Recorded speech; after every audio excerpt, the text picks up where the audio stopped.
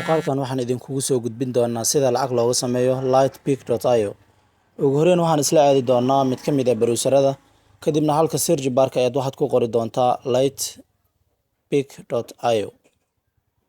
Markaad qorto kadib okay aad dhihi doontaa, kadibna waxaad raadin doontaa lightpeak.io website la yiraahdo. Website-kaas aad arkaysa lightpeak.io waa midkaas ayaad ku dhufan doontaa. Markaad ku dhufato kadib wuxuu ku geyn doonaa website-ka, halkaas ay ku qoran tahay email address ayaad gelin doontaa, kadibna login ayaad taaban doontaa haddii aad hore u lahayd, haddii kalena waxaad taaban doontaa sign up si aad u furato account cusub.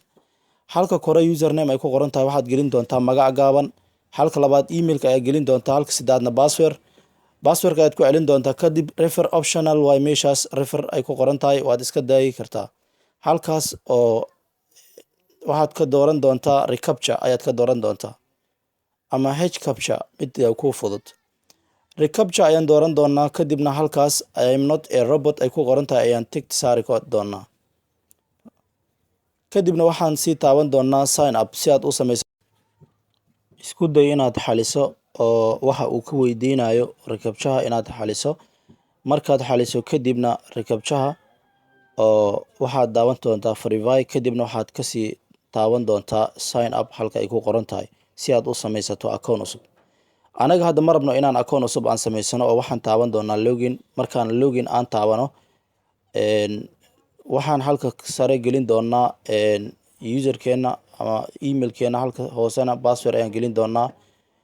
Two step verification code iguma xirna oo recaptcha ayaan sii dooran doonaa, kadibna waxaan halin doonaa recaptcha.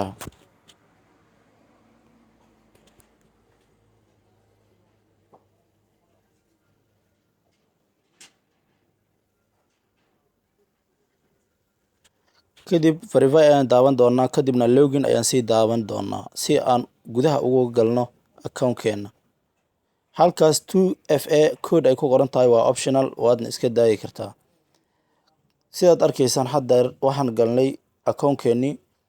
Markaan account-keena galno sidan ayuu soo bandhigi doonaa. Halka ay ku qoran tahay hourly pocket waa saacad walba markay ku soo wareegato waxaad taaban doontaa boqtiya nasiibkaas adigoo xalinaya recaptchaas.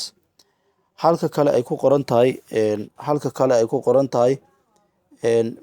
pocket bonus ama bonus pocket, halka ay ku qoran tahayna markaad verify garayso emailkaaga waxay ku siin doonaan 10 gacan oo boqtiya nasiib ah oo hadba lacago aad ka heli doonto oo lightcoin.